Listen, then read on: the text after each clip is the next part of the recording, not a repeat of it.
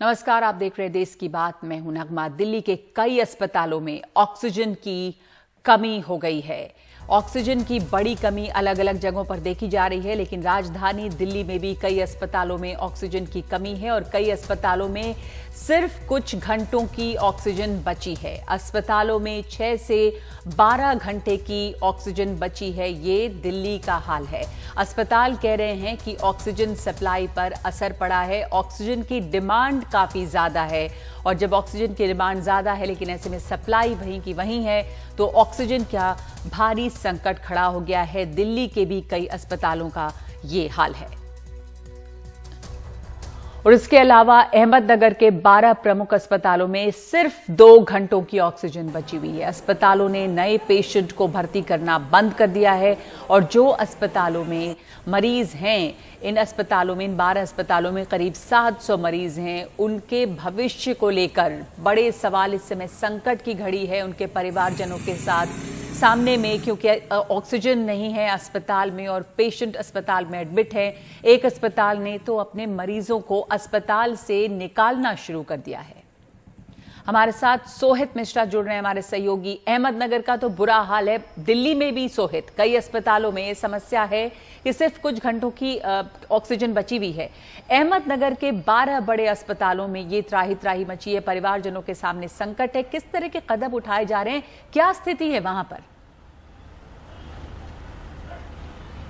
देखिए, आखिर हुआ आज सुबह ये कि पहले एक बड़े प्राइवेट अस्पताल में ऑक्सीजन खत्म होने आया। तब उन्होंने गए वो और अहमदनगर के कलेक्टर और अधिकारियों से मिले, उनसे कहा कि हमारे अस्पताल में ऑक्सीजन खत्म होने आ रहा है। तब अहमदनगर के कलेक्टर ने उनके लिए एक सरकारी अस्पताल से कुछ ऑक्सीजन वहाँ से निकाल कर या वहाँ से यहाँ पर पहुँचाने की कोशिश की। लेकिन धीरे धीरे पता चला कि ऐसे कई सारे अस्पताल आने लगे जहाँ पे सप्लाई नहीं आ पाया है, ऑक्सीजन नहीं पहुँच पाया है।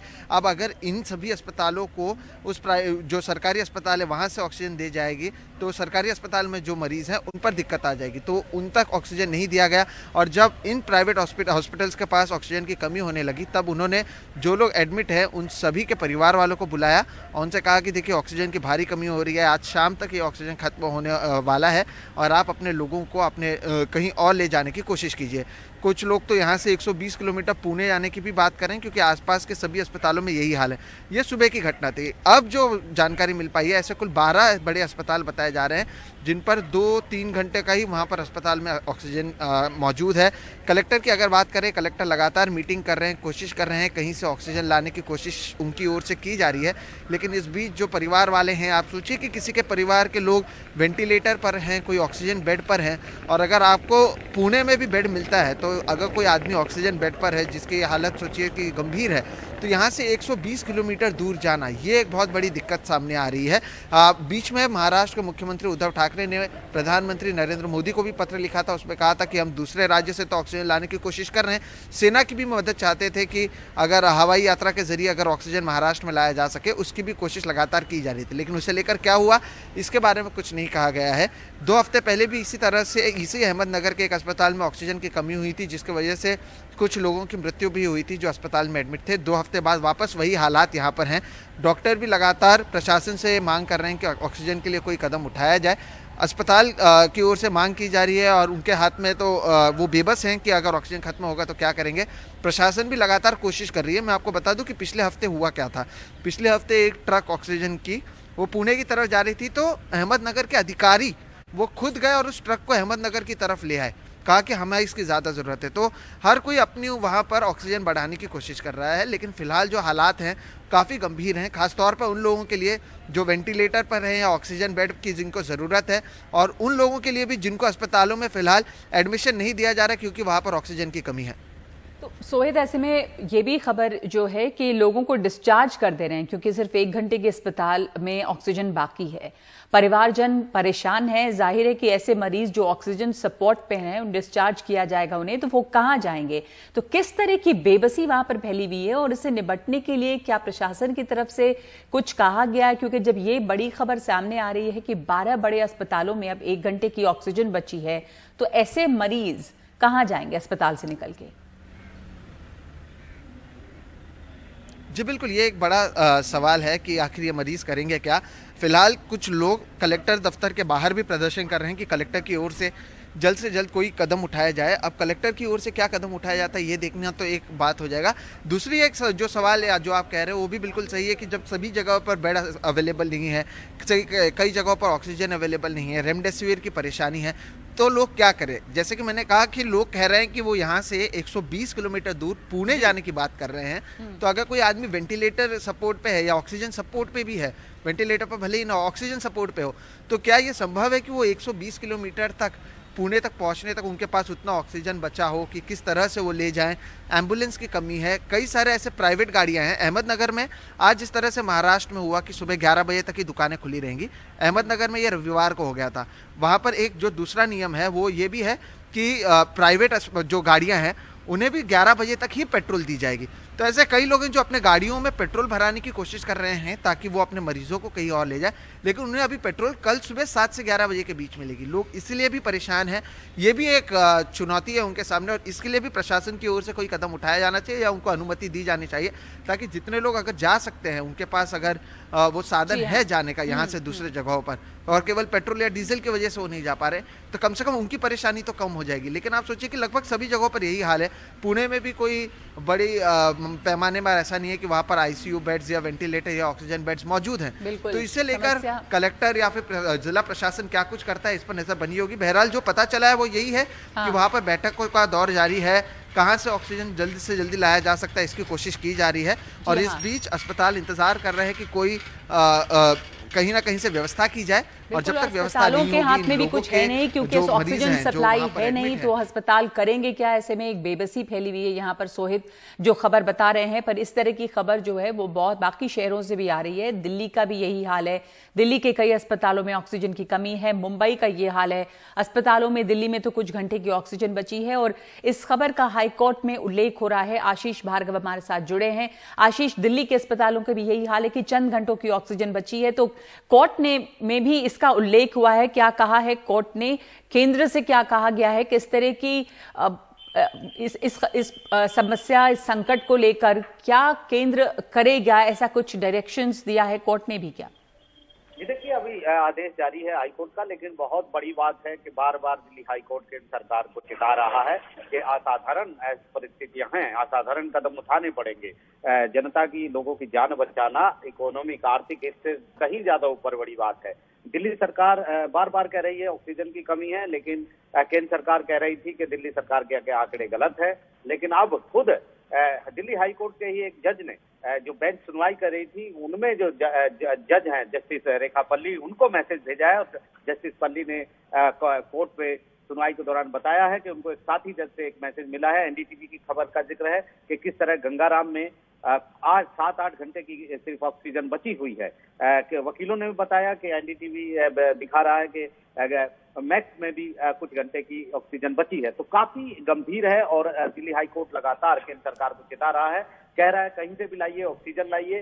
स्टील और पेट्रोलियम जैसे जो संस्थान हैं, जो उद्योग हैं, उनकी ऑक्सीजन कट करिए, क्योंकि लोगों की जान बचाना जरूरी है। लॉकडाउन में इंपोर्ट एक्सपोर्ट नहीं होगा तो निश्चित तौर पर कोई ज्यादा फर्क नहीं पड़ेगा, लेकिन लोगों की जान बचाना बहुत जरूरी है। ऑक्सीजन को लेकर काफी सख्त टिप्पणियां यहाँ पर दिल्ली हाई कोर्ट की तरफ से आ रही हैं और कहा है कि सभी हितधारक जो हैं वो बैठकर बातचीत करें, केंद्र सरकार सभी को ऑक्सीजन दे, कभी कमी ना पड़े ऑक्सीजन की, क्योंकि आप ये किसी को नहीं कह सकते किसी मरीज को कि अस्पताल में ऑक्सीजन नहीं है और आप ऑक्सीजन का इंतजार करिए। बहुत बड़ी टिप्पणियां यहाँ पर दिल्ली हाई कोर्ट लगातार कर रहा है केंद्र सरकार के ऊपर। जी हाँ, धन्यवाद आपका आशीष। केंद्र सरकार पर दिल्ली हाई कोर्ट ने टिप्पणी की है कि ऑक्सीजन का इंतजाम जो है वो जरूरी है, मरीजों को ये नहीं कहा जा सकता। और ये राजधानी की बात है दिल्ली में, जहां पर कई अस्पतालों में, जैसा एनडीटीवी ने खबर दिखाई है, कहीं 6 घंटे की, कहीं 12 घंटे की ऑक्सीजन बची हुई है। तो ऑक्सीजन का एक बड़ा संकट जो है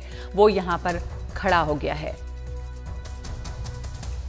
तो ये संकट ऑक्सीजन का बढ़ता जा रहा है। कल रात दिल्ली के पश्चिम विहार के बालाजी अस्पताल में कोरोना से पीड़ित 235 मरीजों की जान मुश्किल में पड़ गई, क्योंकि अस्पताल के लिक्विड गैस टैंक में ऑक्सीजन खत्म होने को थी। अस्पताल प्रशासन ने दिल्ली पुलिस को बताया कि उनके ऑक्सीजन से भरे 2 टैंकर ग्रेटर नोएडा के परी चौक और फरीदाबाद में फंसे हैं और उनको नाइट कर्फ्यू में आने में दिक्कत हो रही है।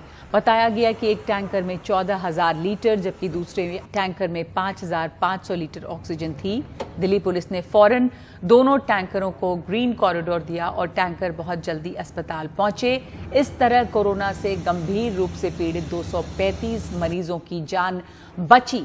इसके बाद पुलिस ने उन अस्पतालों को भी ऑक्सीजन सिलेंडर भिजवाए जहां ऑक्सीजन की कमी थी। इनमें 10 ऑक्सीजन सिलेंडर सरोज अस्पताल, 15 अग्रसेन हॉस्पिटल, 5 ILBS वसंत कुंज, 5 सिलेंडर ILBS वसंत कुंज गए, 10 सिलेंडर फोर्टिस अस्पताल भिजवाए गए हैं।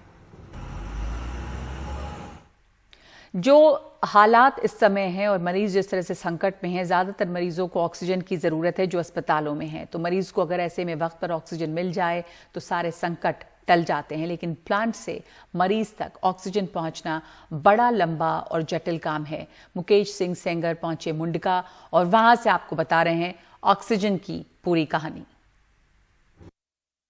कोविड के इस दौर में मरीजों को सबसे ज्यादा जरूरत पड़ रही है तो वो है ऑक्सीजन की, जिसके लिए पूरे देश में इस समय मारामारी है। ICMR की एक स्टडी कहती है कि कोरोना के इस नए फेज में 54% मरीज ऐसे हैं जिन्हें ऑक्सीजन की ज़रूरत है। इस वक्त मैं हूँ मुंडका के एक ऑक्सीजन प्लांट में और यहाँ पर आपको दिखाता हूँ कि आखिर कैसे यहाँ से ऑक्सीजन अस्पतालों तक पहुँचती है। आप देखिए कि यहाँ पर तमाम जो सिलेंडर्स हैं ऑक्सीजन के वो रखे हुए हैं और यहाँ से जो पूरा प्रोसेस है ऑक्सीजन का, कहाँ से आती है, कैसे पहुँचती है, ये मैं आपको समझाऊँगा। इस प्लांट के जो मालिक हैं नरेश गुप्ता जी, वो मेरे साथ में हैं, उनसे हम बात करेंगे। नरेश जी, सबसे पहले बताइए कि जो ऑक्सीजन आपके पास आती है कहाँ से आती है, किस रूप में आती है और फिर कैसे उसको आप आगे बढ़ाते हैं? जी, ये हमारे पास लिक्विड के शेप में आती है जी। हम टैंकर में लाते हैं। तो बताइए। पानी पर से आती है लिक्विड से और वो गैस आकर हम अपने ये स्टोरेज टैंक में उसको ट्रांसफर कर लेते हैं। अच्छा, फिर मशीन और मोटर चला के ये वेपराइजर है जिसमें लिक्विड से गैस बन जाती है। तो हम आगे अपना वो जो प्लेटफॉर्म के ऊपर सिलेंडर है 30 सिलेंडर एक बारी में भरते हैं। आधे घंटे में हम 30 सिलेंडर करके भरते रहते हैं। अच्छा। जो भी हॉस्पिटल वाले हमारे पास सिलेंडर लेकर आ रहे हैं हम उनको भर के दे रहे हैं। अच्छा। पेशेंट आए हॉस्पिटल उसको हम भर के दे रहे हैं। अच्छा, हाँ जी, हाँ तो जी। जो लिक्विड गैस है, ये कहाँ से आती है? इससे कितने प्लांट है? ये एयर लिक्विड पानीपत से आती है। दिल्ली NCR में ऐसे 6-7 प्लांट हैं। अच्छा, वहाँ से आती है। हाँ जी। तो ये प्रॉपर आपको मिल रही है? कम मिल रही है पर जितनी मिल रही है हम कोशिश कर रहे हैं। हमने दिल्ली गवर्नमेंट को बोला ज्यादा देने के लिए रिक्वेस्ट करी है, तो जैसे हमें मिलेगा हम भर रहे हैं जी। तो लिक्विड गैस को आप इसमें भरते हैं? इसमें भरते हैं जी। तो फिर इससे क्या होता है? इससे आप लिक्विड गैस से जो लिक्विड ऑक्सीजन होती है उससे आप ऑक्सीजन गैस बनाते हैं? इसमें वेपराइजर में गैस बन जाती है। वो बर्फ जम रही है ना जी। हाँ। जैसे इससे गैस निकली। थोड़ा आगे आएंगे आ जाइए जी। उनकी ये देखिए सामने वेपोराइजर है। वेपराइजर है। हाँ। तो जैसे इसमें आएगी लिक्विड तो उसकी गैस बन जाएगी। अच्छा। एटमॉस्फेरिक वेपराइजर है, वातावरण के टेम्परेचर पे आएगी तो गैस बन जाती है। अच्छा। इससे गैस बनती है और उसके बाद ये पंप लगा हुआ, ये पंप चल रहा है, वो जाके वहाँ सिलेंडर भर देता है। अच्छा। ये प्रोसीजर है। तो बिल्कुल आप देखिए कि यहाँ पर ऑक्सीजन गैस तैयार हो रही है। इस टैंकर में लिक्विड गैस भरी हुई है और लिक्विड गैस के बाद वेपोराइजर से जो ऑक्सीजन गैस है वो तैयार होती है। तो यहाँ पर जैसे एक टैंकर है, इसमें कुल कितनी लिक्विड ऑक्सीजन आती है और फिर आप कितनी लिक्विड गैस तैयार करते हैं? इसमें 14 टन ऑक्सीजन आती है एक बारी में लिक्विड। कितना? 14 टन। 14,000 किलो। अच्छा, ठीक उतनी है। आती है। ठीक है। और उससे हमें 1 घंटे में जैसे 30 सिलेंडर में 200 किलो गैस आती है वो भरते हैं। अच्छा। हाँ जी। तो कुल कितनी गैस तैयार हो जाती होगी 14,000 टन में? तैयार तो हम रोज के मतलब 14 टन में हमारे 1500 सिलेंडर भरेंगे। अच्छा। हाँ जी। अच्छा। हाँ जी। तो आप देखें कि यहाँ पर जो ये तमाम जो टैंकर्स हैं, यहाँ से जो लिक्विड ऑक्सीजन है वो इसमें जाती है। 6-7 प्लांट हैं जहाँ से लिक्विड ऑक्सीजन आती है और इन्हीं टैंकर्स में भरते हैं और फिर यहाँ से जो है सिलेंडर जो है ये लोग भरते हैं ऑक्सीजन के।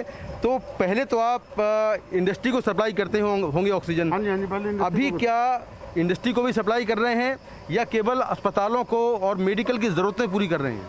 हम अब इंडस्ट्री को नहीं कर रहे हैं। हमें गवर्नमेंट ने, दिल्ली गवर्नमेंट ने टेम्परेरी परमिशन दिया मेडिकल भरने की। अच्छा। और पिछले 5 दिन से हम टोटल मेडिकल में दे रहे हैं। अच्छा। हाँ जी। तो कुल कितने सिलेंडर देते हैं आप डेली के लिए? रोज का हम दे रहे, कभी 300 कभी 400 ऐसे दे रहे, 400 500 300 जैसे जितना लिक्विड आता है उतना दे रहे हैं। अच्छा अच्छा। हाँ जी। तो आपके ये सिलेंडर जो रखे हुए हैं, थोड़ा इनके बारे में बताएं, थोड़ा ऊपर आइए। हाँ जी। हाँ जी। ये जो सिलेंडर आपके रखे हुए हैं, जैसे ये बड़ा सिलेंडर है, ये वाले जाते हैं। हाँ, ये जो बड़ा सिलेंडर है इसमें कितनी ऑक्सीजन आती है और छोटे में कितनी आती है? इसमें आती है क्यूबिक मीटर में 7 क्यूबिक मीटर, वैसे 7000 लीटर एक में ऑक्सीजन गैस आएगी। अच्छा। छोटे वाले में 1.5 क्यूबिक मीटर। अच्छा। या 1500 लीटर। अच्छा। वो एक में गैस आती है। अच्छा। ये छोटा सिलेंडर 4-5 घंटे चलता है पेशेंट को, ये पूरा दिन चल जाता है। बड़ा वाला पूरे दिन चलता पूरे है? दिन चल जाता है। तो कीमत क्या है दोनों की, अलग अलग बताइए।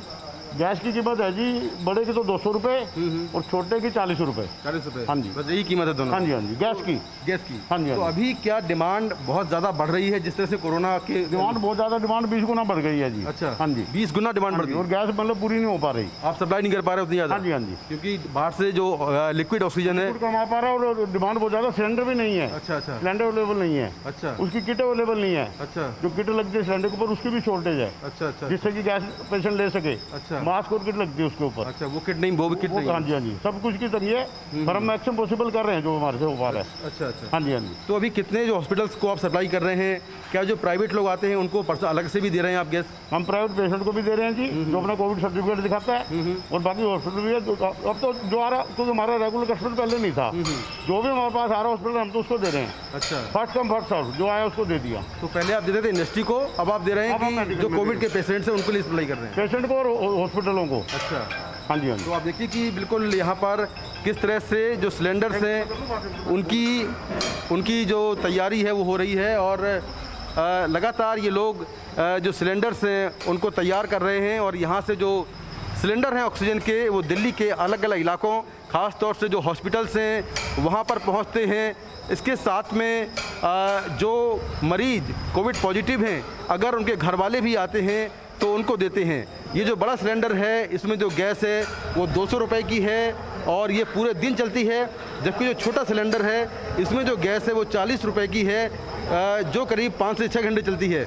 लेकिन मैं आपको बताऊं, ये रेट भले ही यहाँ पर हों, बहुत कम रेट हों, लेकिन बाज़ारों में ऑक्सीजन की इस कदर डिमांड और मारामारी है कि इनके दाम आसमान पर हैं। इसकी काला बाजारी हो रही है क्योंकि ऑक्सीजन की बेहद कमी है। ये देखिए, अलग अलग हॉस्पिटल से लोग यहाँ पर आते हैं ऑक्सीजन लेने के लिए। सर, आपका नाम क्या है? अमन नाम है जी मेरा। अमन, ये बताइए कि लगातार जो डिमांड्स हैं वो अलग अलग हॉस्पिटल से आ रही होगी, लोग भी आ रहे हैं, पहले से कितना डिफरेंस है? आप लोग कितना सप्लाई दे पा रहे हैं और कितना, क्या समस्याएं आ रही हैं? Sir, we are working 24/7 as much as we are having raw material. जब तक हमें लिक्विड मिल रहा है we are trying our best, और जो भी हमें आ रहा है हम उसको मना नहीं कर रहे हैं। हमारे पास लिक्विड है तो हम उनको गैस भर के दे रहे हैं। तो आप देखें कि दिल्ली पुलिस के जवान भी यहाँ पर हैं, जो कि अलग अलग अस्पतालों की जो डिमांड है उसके हिसाब से यहाँ पर सिलेंडर लेने के लिए आते हैं। साथ में यहाँ पर डिसिप्लिन रहे, कोई झगड़ा ना हो, इसके लिए भी पुलिस के जवान यहाँ पर तैनात हैं। तो कुल मिलाकर ये ग्राउंड रिपोर्ट है जो आपको बिल्कुल ये बताती है कि किस तरह से दिल्ली में ऑक्सीजन की डिमांड है और किस तरह से जहाँ पर ये प्लांट हैं जहाँ रिफिलिंग होती है ऑक्सीजन की, वहाँ से किस तरह से ऑक्सीजन की सप्लाई हो रही है। नई दिल्ली से कैमरामैन मोहम्मद मुरसलीन के साथ में मुकेश सिंह, एनडीटीवी इंडिया। और अब बात करते हैं महाराष्ट्र की। इस वक्त ये खबर आ रही है कि महाराष्ट्र पूरे लॉकडाउन की ओर बढ़ रहा है। कैबिनेट में मंत्रियों ने मुख्यमंत्री से इस पर फैसला लेने के लिए कहा है। मुंबई में कई तरह की पाबंदियां पहले से ही हैं, कर्फ्यू लगा है, लेकिन पूर्ण लॉकडाउन अभी नहीं है। और जिस तरह से मामले फैले हैं उस बीच मुख्यमंत्री उद्धव ठाकरे से ये अनुरोध किया गया है कि पूरा लॉकडाउन किया जाए। हमारे साथ अभिषेक जुड़ रहे हैं। किस तरह की चिंताएं जताई हैं मंत्रियों ने कैबिनेट की इस बैठक में? मुख्यमंत्री क्या फैसला इस पर ले सकते हैं? अभी जो सख्तियां हैं अभिषेक, उसके मुकाबले क्या और सख्ती बढ़ाने की बात हो रही है?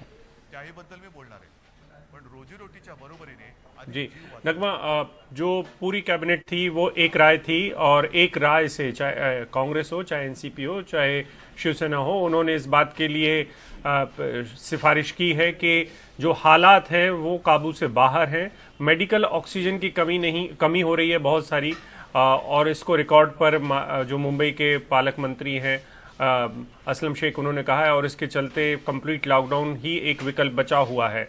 आज तक जो नवरात्रि है उसका उत्सव चल रहा था, यानी कि लोगों के उपवास वगैरह हैं, तो उसको देखते हुए अब कल शाम को 8 बजे से संभवतः इस बात का ऐलान कर दिया जाएगा कि ये पूरा लॉकडाउन होगा। अभी जो लॉकडाउन है नगमा, उसमें बहुत सारी सेवाओं की छूट है और लोग आ जा सकते हैं, दिन में अपने कारोबार कर सकते हैं, लेकिन अब आज से ये कह दिया गया है कि कल सुबह सिर्फ 7 से 11 बजे तक ही जो किराना और परचून की दुकान है, सब्जी वाले, फल वाले, सिर्फ उतने विंडो में ही अपना सामान बेचेंगे।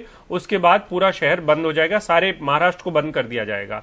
तो जो पाबंदियां हैं वो और सख्त हो गई हैं। अब पूरे लॉकडाउन का मतलब ये है कि जो निजी दफ्तर 25% के खुल रहे थे, लोग आ जा रहे थे, वो भी बंद हो जाएंगे। सिर्फ बहुत अत्यावश्यक सेवाएं जो हैं, जिनमें पेट्रोल या आईटी की सेवाएं हैं, या जिनमें जैसे कि मीडिया की सेवाएं हैं, उन चीज़ों को छोड़कर तमाम सेवाओं को बंद करने के लिए भी कहा गया है।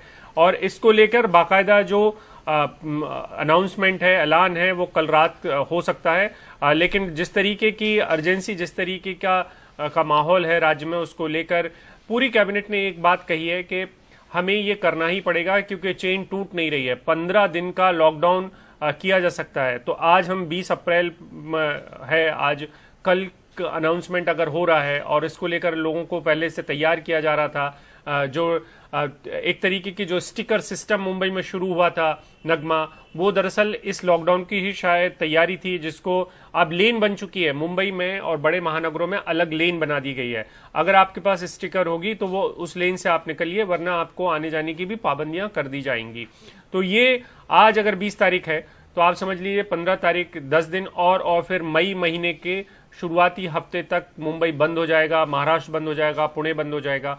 और जैसा कि मैं कहता रहा हूं कि मुंबई और महाराष्ट्र के बंद होने का मतलब पूरे देश के लिए बहुत ज्यादा है। आप अगर यहाँ के जो मौत के आंकड़े हैं वो और जो कोरोना संक्रमण है वो एक तरफ है, और साथ में आपको ये भी देखना पड़ेगा कि महाराष्ट्र दरअसल जीडीपी का 13.88% देता है, और आप अगर ऐसे राज्य को, और जो भारत का औद्योगिक उत्पादन है उसका तकरीबन 25% महाराष्ट्र से जाता है, अगर पूरा राज्य कंप्लीट लॉकडाउन की तरफ बढ़ रहा है तो इसका असर जीडीपी पर भी दिखाई देगा, राज्य की अर्थव्यवस्था पर दिखाई देगा, लोगों के रोजी रोटी पर तो दिखाई देगा ही, साथ ही पूरे देश की जो अर्थव्यवस्था है वो किस तरीके से प्रभावित होगी, ये नंबर्स आप उसको बताने के लिए काफी हैं। लॉकडाउन का जो ऑफिशियल अनाउंसमेंट है, आधिकारिक ऐलान है, वो हो सकता है कि कल हो, लेकिन आज से ही मंत्री जो हैं वो रिकॉर्ड पर आकर कह रहे हैं कि उन्होंने कैबिनेट में एक मत से मुख्यमंत्री को कहा है कि आप लॉकडाउन लगाइए, क्योंकि चेन नहीं टूट रही है, और खास करके जो बड़े महानगर हैं वहां पर मेडिकल ऑक्सीजन की सप्लाई को हम ठीक तभी कर पाएंगे जब चेन खत्म हो, यानी कि लोग अपने घरों में रहें, नए पेशेंट्स आने बंद हो जाएं, तभी ये चेन टूट पाएगी। जी, तो अब इस पर भी सवाल है कि क्या ये बंद करने से चेन टूटेगी, लेकिन हाँ, इस वक्त ज्यादा विकल्प नहीं है, इसलिए ज्यादातर राज्य ये कह रहे हैं कि लॉकडाउन करें ताकि कुछ स्थिति को काबू में ला सके। तो मुंबई जो है वो भी लॉकडाउन की ओर बढ़ रही है। धन्यवाद आपका अभिषेक। इस वक्त देश की बात में हम एक ब्रेक ले रहे हैं। शाहडोल के बाद अब ऑक्सीजन की कमी से भोपाल के पीपल्स अस्पताल में 10 लोगों की मौत की खबर आई है। सरकार और अस्पताल प्रबंधन ऐसी किसी बात से इनकार कर रहा है, लेकिन परिजन इसकी गवाही दे रहे हैं। ऑक्सीजन की बहुत कमी है, नीचे चैम्बर में कोई है नहीं। लेवल डाउन होने लग गया, सिस्टर को बोला तो सिस्टर भी मतलब कुछ रिएक्शन नहीं दिया। बहुत प्रॉब्लम है, यहाँ ऑक्सीजन कोई मॉनिटर करने वाला नहीं है, गायब हो जाती है, आधे घंटे ये लोग रिस्टोर नहीं कर पाते, पेशेंट बहुत परेशान है। मेरे वाले वार्ड में टोटल 15 आदमी थे, उनमें से 3 में कोई बिल्कुल खत्म हो गया था। जब आएंगे ना जब करवाएंगे। 4 दिन होगा भर्ती थे, ऑक्सीजन की कमी से होगा, और उनको डोज नहीं दिया। अच्छा, हाँ, वो डोज कैसे देते सूचना ना। मिली ऑक्सीजन की कमी आप लोगों को? हमको 6 बजे से ऑक्सीजन की कमी है, बता रहा है, यही नहीं है ऑक्सीजन। अच्छा, हाँ, फिर क्या किया आप लोगों ने? हमने कि हम बाहर से ऑक्सीजन ला दें, किले बाहर की ऑक्सीजन नहीं लगेगी किले। हाँ, फिर उसके बाद वेंटिलेटर पे हटा दिया, उसके बाद आधे घंटे बाद किले खत्म हो गए। अच्छा, हाँ, उसके आधे घंटे बाद कितने लोग खत्म हुए होंगे आप लोगों के देखते? हमें 8-10 लोग खत्म हुए मेरे सामने। पापा थे, भैया थे और चाचा थे। क्या कैसे खत्म हुए? ऑक्सीजन की कमी के कारण। मैं खुद स्टाफ हूँ सर, फोन यहाँ से गया, एक जन को मैंने यहाँ रोक के रखा था, बोलो फोन किया, मैं दौड़ के आया 1250 से, तो यहाँ पे देखो कोई सुविधा नहीं थी, सब हम नीचे ऊपर घूमते रहे। कितने बजे की बात है ये 7 बजे की बात है। ओके। 9 बजे तक ऑक्सीजन सिलेंडर सप्लाई नहीं हुई थी, अभी भी कम हो रहा है। पीपल्स ग्रुप का मैनेजमेंट है, उन्होंने पूर्ण तरह से इस खबर का खंडन भी जारी किया है और यदि हम लोग रोज के डिटेल्स एंड रिकॉर्ड्स देखें तो ये खबर पूर्णतः असत्य दिख रही है। इसमें किसी प्रकार का कोई फैक्चुअल एरर है, बिकॉज जब उनके यहाँ ऑक्सीजन का कोई इशू था तो उन्होंने बैकअप सिस्टम ले लिया था एंड जैसे जैसे जो भी डिमांड उन्होंने प्रशासन को दी है उतनी ऑक्सीजन उनको रेगुलरली सप्लाई की। ऑक्सीजन नहीं लगा रहे हैं, बंद कर दे रहे हैं, मरीज बहुत परेशान है ही नहीं ऑक्सीजन यहाँ पे, कोई प्रबंधक है ही नहीं। पुलिस वालों से भी बोला है, वो भी कुछ नहीं करते हैं।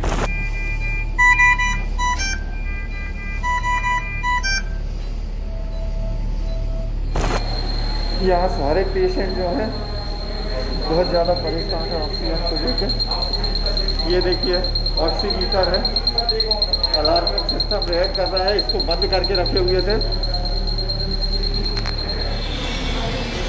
ये मेरे मामा है, ये अब नहीं रहे। इसकी पूरी जांच हो, क्या तथ्य है वो सामने आए। किसी की भी मृत्यु बहुत दुर्भाग्यपूर्ण है। हमारे निर्देश है कि सभी मरीजों का बहुत उचित इलाज होना चाहिए।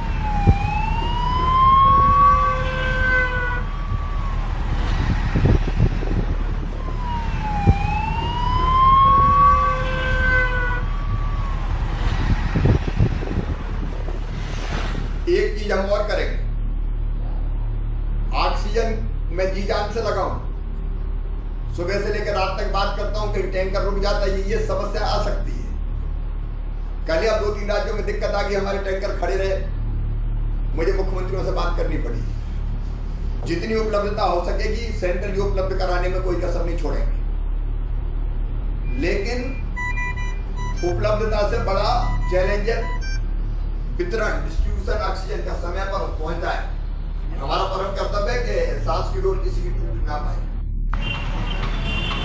8-10 लोग तो मेरे सामने खत्म हुए, उसके बाद दूसरे उसमें जान नहीं दे रहा, उसमें 25-30 अब अंदर से बाहर भगा दिया हमको, लग जाइए आप बाहर। यहाँ पर आप देख सकते हैं कम से कम यहीं पर आपको 10 से 12 चिताएं अभी भी जलती हुई दिख जाएंगी। और इसी भदभदा में दूसरी तरफ भी आप देखेंगे, यहाँ पर भी जो शमशान भूमि है ये सारे कोविड संक्रमितों के लिए ही है। और यहाँ पर भी आप देखेंगे कि लगातार लाशें जल रही हैं, किसी के अपने हैं, और जो सरकारी आंकड़े हैं उनके लिए सिर्फ एक ये नंबर है, संख्या है, लेकिन किसी के अपने हैं। सरकार बार बार कहती है कि हमें आंकड़े छिपाकर कोई अवार्ड नहीं मिलने वाला, लेकिन हम भी ये बताना चाहते हैं कि आंकड़े बताकर हमें भी कोई अवार्ड नहीं मिलने वाला, लेकिन जो सच्चाई है वो कैमरे की आंख से आप देख सकते हैं। भोपाल से कैमरा पर्सन रिजवान खान के साथ अनुराग द्वारी, ADTV इंडिया। तो देश भर में ऑक्सीजन की कमी से अस्पताल और मरीज जूझ रहे हैं। दिल्ली के कई अस्पतालों में ऑक्सीजन की कमी पहले से ही हो गई है। कई अस्पतालों में अब 6 से 12 घंटे की ऑक्सीजन बची है और अस्पताल कह रहे हैं कि ऑक्सीजन सप्लाई पर असर पड़ा है। ऐसे में मुख्यमंत्री अरविंद केजरीवाल ने अपील की है कि दिल्ली में और ऑक्सीजन दी जाए। और इसके अलावा आपको और भी तस्वीरें दिखा रहे हैं दूसरे शहरों की। ये अहमदनगर की तस्वीरें हैं। अहमदनगर के 12 प्रमुख अस्पतालों में सिर्फ 2 घंटों की ऑक्सीजन बची हुई है। अस्पतालों ने नए पेशेंट को भर्ती करना बंद कर दिया है और जो अस्पतालों में 700 मरीज हैं उनके भविष्य को लेकर सवाल उठ रहे हैं।